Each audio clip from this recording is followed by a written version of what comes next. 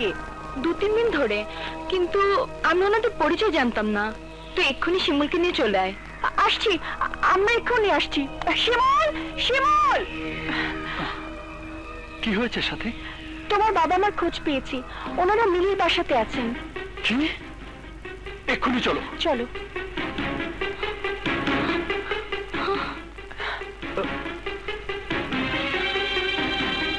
আরে গেল কোথায়? আব্দুল, আব্দুল,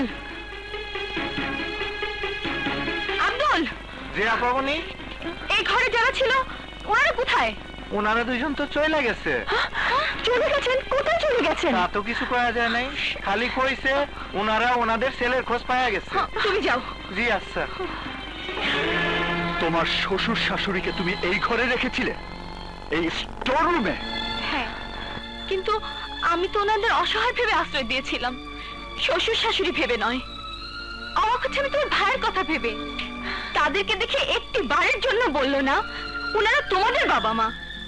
ওর বন্ধুরা ওর সামনে তোমার মায়ের গায়ে হাত তুলেছিল, কিন্তু সে কোনো প্রতিবাদই করেনি। কি? আমার মায়ের গায়ে ওর বন্ধুরা হাত তুলেছে? হ্যাঁ, আমি বাধ্য হয়ে প্রতিবাদ করেছি, কিন্তু সে হাত গুটিয়ে দাঁড়িয়েছিল। মিলে, মিলে, ওখানে কি হচ্ছে?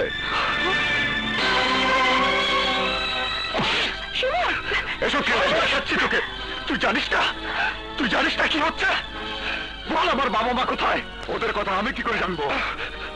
তুই সব জানিস, সব নষ্টের মূলে তুই। তোর কারণে আমার বাবা চুরি করতে বাধ্য হয়েছে, চোরের অপবাদ দিয়ে গ্রাম ছাড়তে হয়েছে আমাকে। তোর কারণে বাবা জোরদারের কাছে বন্ধক রেখেছে নিজের বাপের ভিটা, নিজে না খেয়ে না পড়ে তোর পড়াশোনার খরচ চালিয়েছে বছরের পর বছর। জোরদারের টাকা শোধ করতে পারেনি বলে জোরদার আমার বাবা মাকে গ্রাম থেকে বের করে দিয়েছে। ওরে বেঈমান! আর সেই তুই নিজের মাকে নিজের চোখের সামনে অপমানিত হতে দেখেও কিছুই করিসনি, তাদের দেখে চিনতে অস্বীকার করেছিস। তোর বেঁচে থাকার কোনো অধিকার নেই, তোর বেঁচে থাকার কোনো অধিকার নেই। যা করার পরে করো, আগে তোমার বাবা মাকে খুঁজে বের করতে হবে। এবার হারিয়ে গেলে আর খুঁজে পাবে না। প্লিজ শিমুল, প্লিজ চলো, প্লিজ।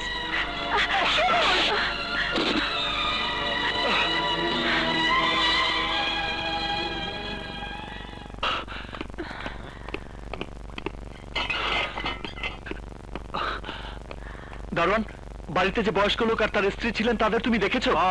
দেখলাম ওই রেললাইনের দিকে গেল।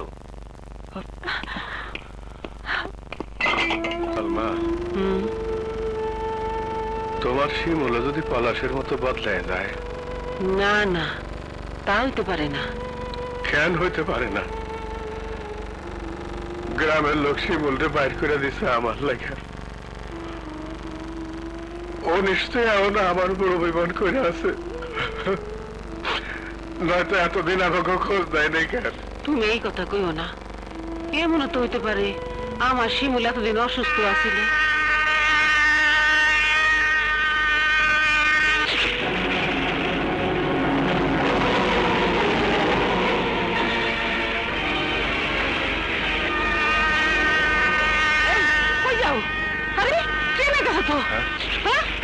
তুমি সরো, তুমি সরো। আরে কি করো?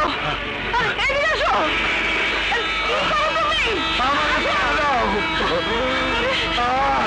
আমি বাঁচতে চাই না, আমি বাঁচতে চাই না, আমি মরতে চাই।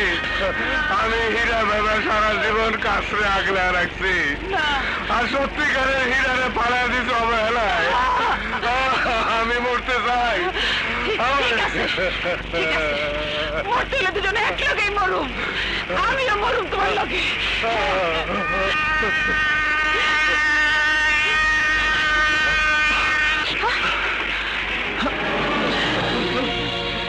বাবা, মা, মা,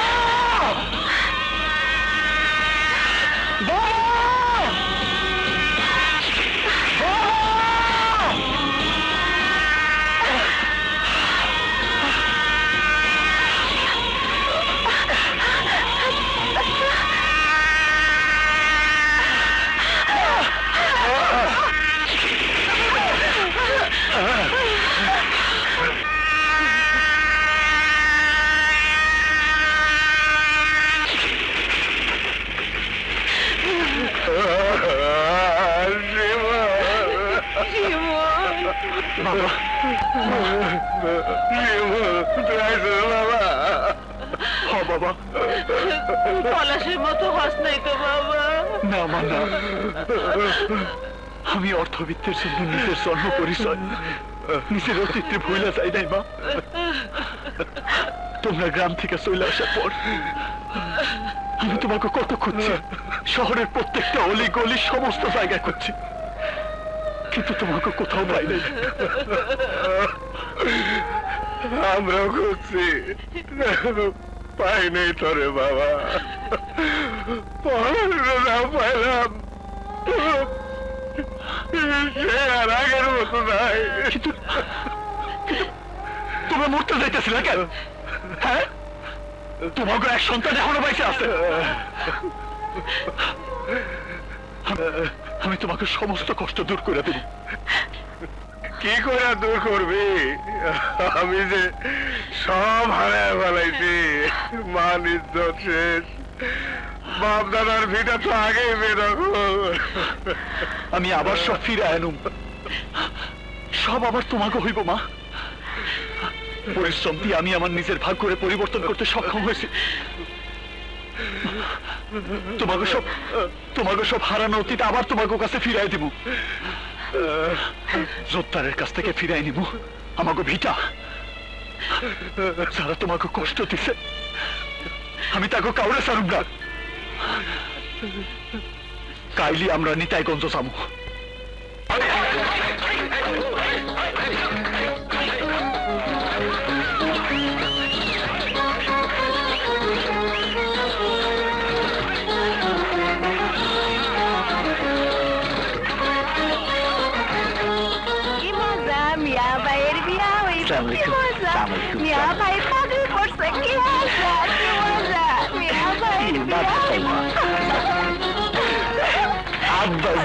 আসসালামালাইকুম।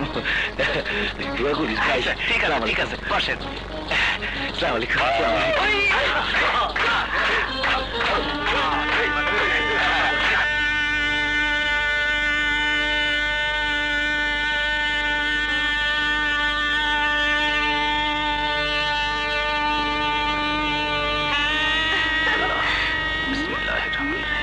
আসসালামু আলাইকুম। ওয়ালাইকুম আসসালাম।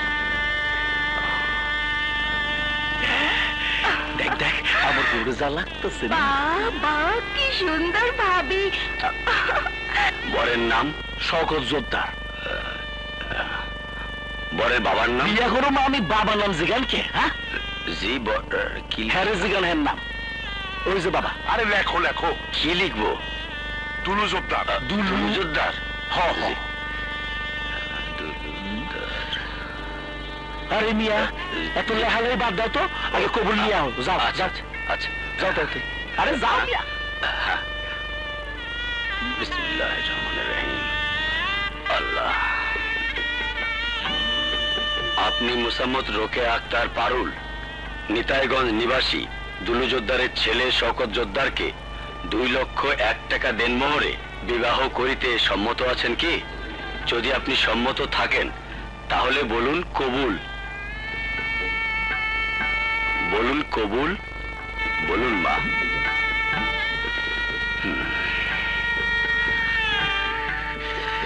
এত দেরি কে বাজাম? সবার তো বিয়া করতে শরম লাগে, আমার তো গরম লাগতেছে। আচ্ছা ঠিক আছে ঠিক আছে। বলুন মা কবুল। বলুন কবুল। বলুন।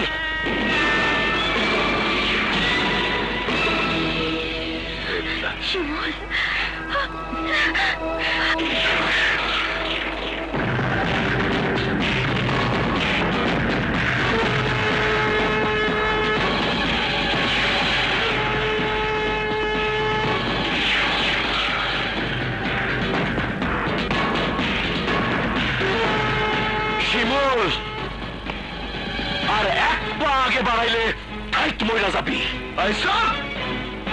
আমি বাইসা থাকতে পারুলের লগে তোর বিয়া হইতে দিব না। বিয়ে না হলে আমার বাবার ঋণের টাকা কে দিবি শিমুল? আমার বাবার জেল হয়ে যাবে। আমি দিব, সব ঋণ আমি শোধ করব, তবুও এই বিয়ে আমি হইতে দিব না। বিয়া কেমনে ঠেকাস ওইটা আমি দেখুম। এই আরে শেষ করে দে।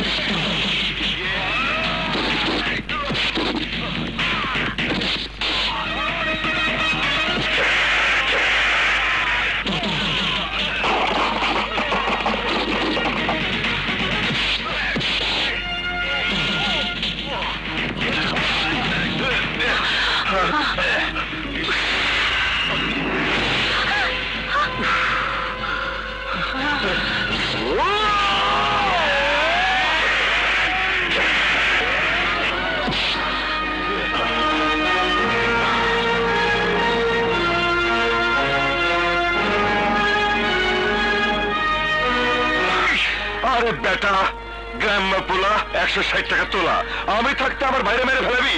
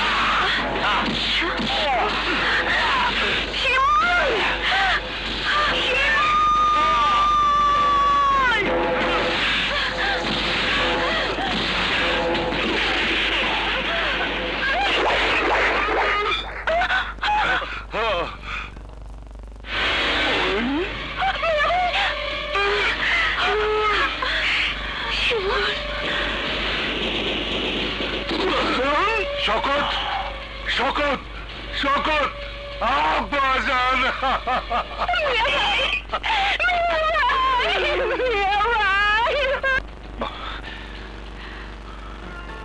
বাবা, মা, শহরের চাকচিক্য টাকার নেশায় নিজের অস্তিত্বরে ভুলে গেছিলাম, নিজের রক্তরে ভুলে গেছিলাম। আমারে তোমরা ক্ষমা করে দাও, ক্ষমা করে না। পলাশ, মা, ক্ষমা।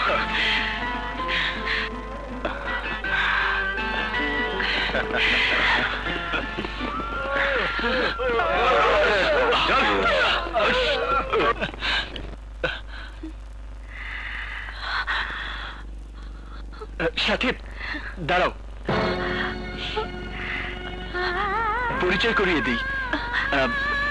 সবসময় তোমাকে যার কথা বলতাম, ও আমার সেই, আমার মনের মানুষ, আমার পারুল। তুমি তুমি সত্যি খুব ভাগ্যবান। তোমার ভালোবাসাকে আজ তুমি আপন করে পেয়েছো। তোমাদের প্রতি আমার দোয়া রইল, তোমরা সুখে থেকো। আমি চলি। তুমি চলে যাবে মানে? আমার কষ্টের দিনে, আমার দারিদ্র্যের দিনে তুমি আমার পাশে ছিলে, আর আজ আমার সুখের দিনে তোমাকে আমি পাশে পাবো না? পাশে থাকা মানুষের পাশেই তো আছো শিমুল। তোমার ভালোবাসার মানুষকে তো তোমার পাশে পেয়েছো। দোয়া করি আপনিও যেন আপনার ভালোবাসার মানুষকে সারা জীবন আপনার পাশে পান। পাশে নয়, আমার ভালোবাসার মানুষ আমার বুকেই আছে, সারা জীবন আমার বুকেই থাকবে। তোমরা সুখী থেকো। আসি।